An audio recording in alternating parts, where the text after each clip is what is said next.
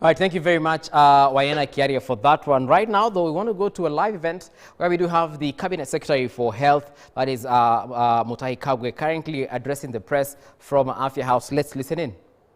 Identify. And by the way, it is an offense to keep the cylinders when we have asked for them under the Public Health Act, that please return these cylinders. They are a matter of life and death at the moment. And facilities, there are a lot of facilities with these idle cylinders, and I don't think people are appreciating just how important it is not to have cylinders lying around when people are dying because of lack of oxygen. The second thing that we also came to realize is that we need to increase the infrastructure for piping in hospitals. What is now happening is that in a lot of facilities, individual cylinders are being used per patient, so that you have got an oxygen cylinder sitting next to a patient. Now, this is inefficient and dangerous. It is inefficient because one cylinder can be used by quite a number of people if the oxygen has been piped to the bedsides. So we are asking our facilities, both county facilities as well as national government facilities, to fast-track the piping of oxygen to bed outlets so that we can be able to use some of those cylinders for industry, and we can also begin to fill some of them. The second thing about the danger is, of course, this is the pressure. Cylinders, they are pressurized, and anything can happen when you have got something like that sitting next to a patient. We are also asking our doctors, the ones handling our hospitals, heading hospitals, to quickly work on repairs of the concentrators. There is about 20,000 of them around also, so that they can be used both for home-based care, as well as the hospitals. We have around 70 plants, oxygen plants in Kenya. Most of these plants are in disrepair, and we need them to get working. We need to repair them very urgently, and going forward, there are a couple of things that we have appreciated, realized, that we are going to standardize the kind of oxygen plants that we have in the country. This is because, as we speak, we can't get spare parts for some of the plants that were built a couple of years ago, essentially because they came from sources that are suspect. And if I give an example, the oxygen plant in Kenyatta National Hospital was, for example, supplied by the then Czechoslovakian Republic. The country itself does not even exist. So how can they even begin to repair the Kenyatta National Hospital plant? We need to standardize and appreciate before we start buying plants. Let's ask ourselves, where is it coming from? What is the supply capacity of those oxygen plants? So let's not just say we are getting an oxygen plant without real standardization. The Ministry of Health, working with county governments, is going to ensure that this standardization has been spelled out very clearly going forward. We have also appreciated that it is not just enough that we produce oxygen. The purity and quality of oxygen is also very important, and the industry is taking certain measures to ensure that the quality of oxygen that we get is what is required. In addition to that, we also be appealing, working with the Treasury at this particular moment, because of the nature and emergency nature of the requirement for oxygen. We are going to work with the Treasury to see whether we can be able to increase the oxygen cylinder supply via reduction of some of the taxes. But this is a discussion that we need to get together with the industry. We are also, as a ministry, going to work through the PPB to make sure the certification of gas suppliers is fast-tracked, even within keeping in mind the quality, the ability of those suppliers, but nonetheless, PPB has been requested to try and fast-track any certification necessary to gas supply companies so that we can increase our capacity.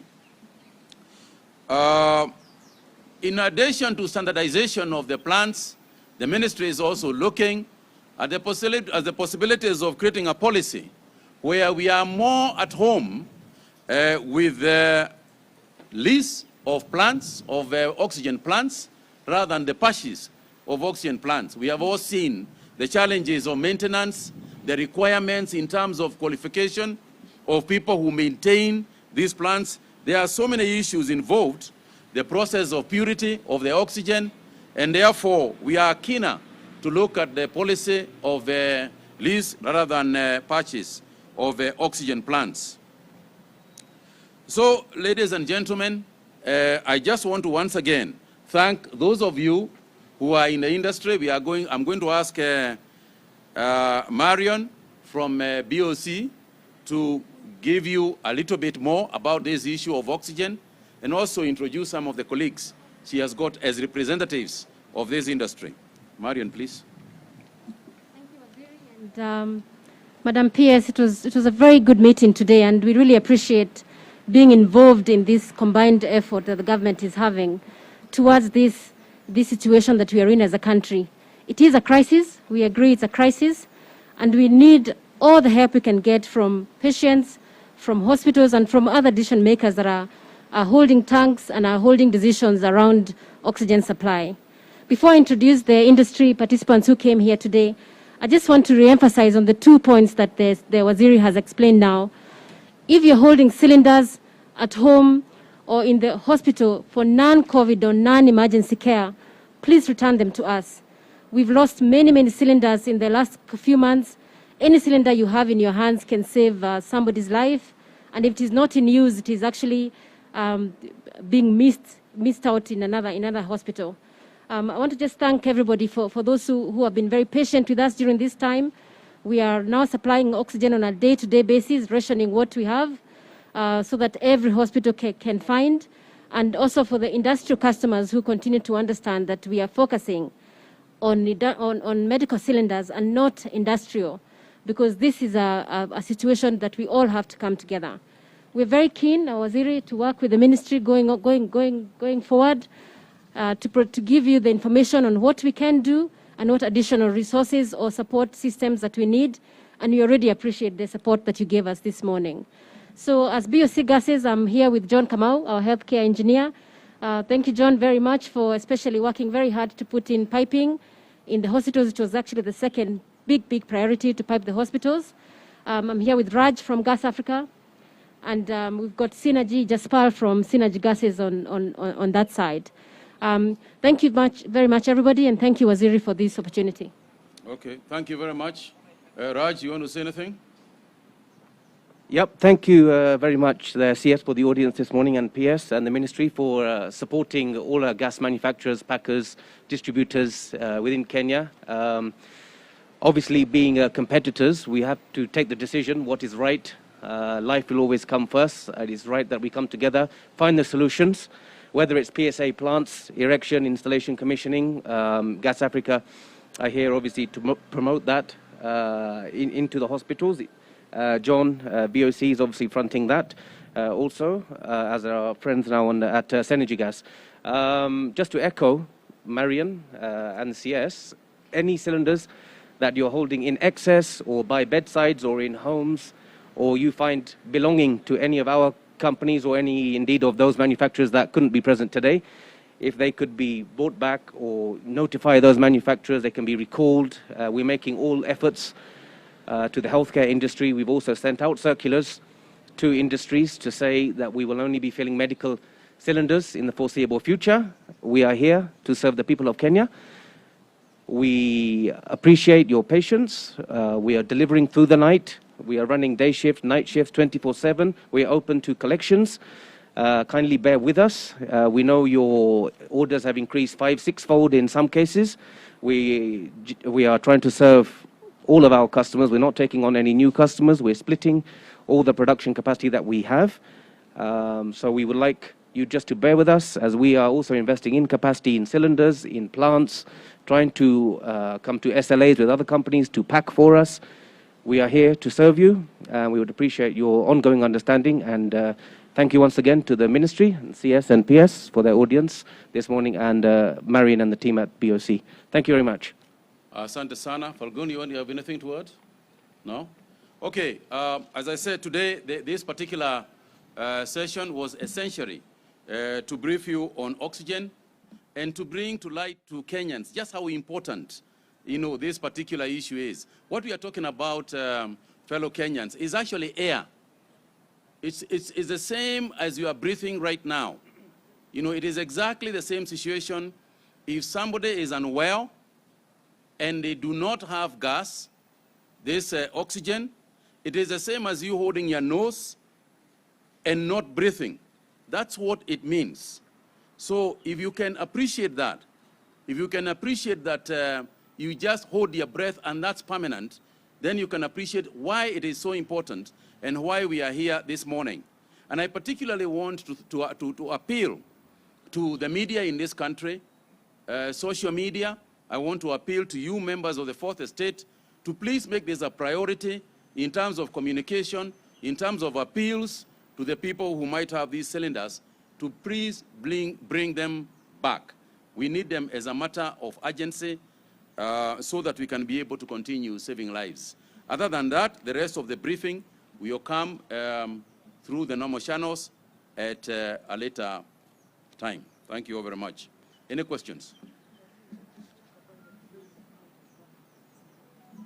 I think the only thing to add is the issue of the actual demand in the industry and what has transpired over the last only couple of months.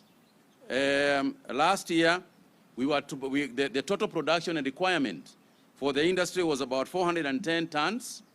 That quickly went up around January to about 560 tons. We are now heading for a demand of double what we started at 410 at 880 tons. So where the situation at the moment is such that the industry is completely stretched. And if we go any further than that, then some immediate steps will have to be taken. I also want to take this opportunity to also thank the industry that normally uses the oxygen or supply from the companies that are here today, particularly the horticultural industry, the food industries, that use a lot of, that use supplies from these companies, because some of them have stopped the industrial production so that they can concentrate on health. This is going to inconvenience the industry a lot, but we beg for their understanding. At the moment, the idea is to save lives first, and then we can deal with other things later. Asanteni, thank you all very, very much indeed. Good afternoon. My name is Mutanu Banadin. I am a reporter with the Daily Nation. I have two questions. One is unrelated, but one is related. You've spoken about piping of oxygen in hospitals. So far, how many hospitals have piped oxygen in the country? And the second question is about vaccine. I've seen a research which states that women are coping well. Pregnant women are coping well with the vaccines. So I don't know whether you've received that research.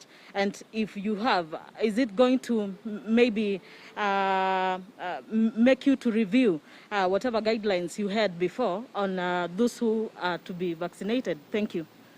Okay, thank you. Raquel Muigai, Citizen TV. What is the plan by the ministry in terms of vaccines? Will we receive the batch that we had expected in April, given that India had now put a suspension, temporarily hold imports?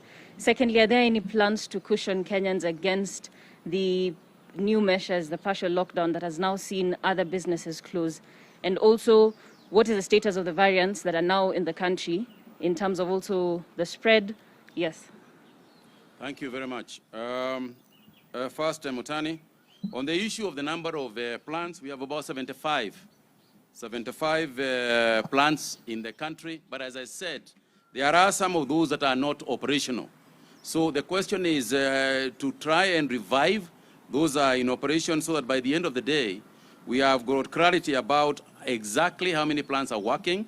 Under the support of the World Bank, there are other 6 plants that we are going to quickly plant across the country in various regions in accordance with the assessment of our donors. In terms of research, the information we have right now from the World Health Organization apparently is that below 18, persons of below 18 and pregnant ladies we are not vaccinating in this country. But of course, we are also following trends elsewhere and information that come from the experts. So if the experts come and say that that is the position, then we will go with that position. Muigai, on the issue of the April arrival, we believe we are still pushing, and we are working with India on this particular issue. We have got our diplomatic, we have rolled out our diplomatic assets to ensure that we get the vaccines when we are supposed to. And I think it is important for us to appreciate that it is not a Kenya situation. In this particular instance, is actually an Africa-wide situation. By now, under the COVAX facility, we are supposed to have received 40 million doses for the African continent.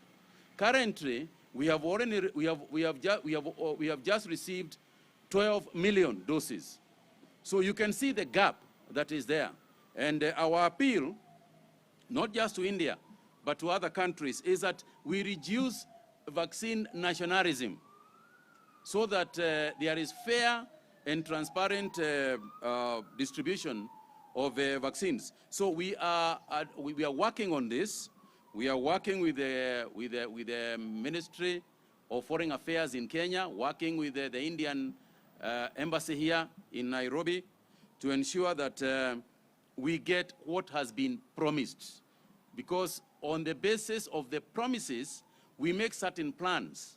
We start vaccinating on that basis. And therefore, we would like to believe that the suppliers are going to live up to the expectations and to their promises. On the issue of the partial lockdowns and what we are going to do, of course, we always meet up. You remember the last time, that is exactly what happened. We meet up as a government, as a non-agency approach or ministry's approach to discuss and find out what is it we can be able to do to ease the very, very expensive, it's very expensive for people, particularly in the business sector, to see what we can do. But I cannot give you a specific answer to that right now. The variants, as I said, and as we reported last week, essentially what we have here is a continuing variant that we had all the way from last year. However, there has been detected some other variants. For example, the British variant, as well as the South African variant towards us, particularly to the south with the border with Tanzania. But so far, the dominant variant that we have is still the same one that we have always had. Thank you very much indeed.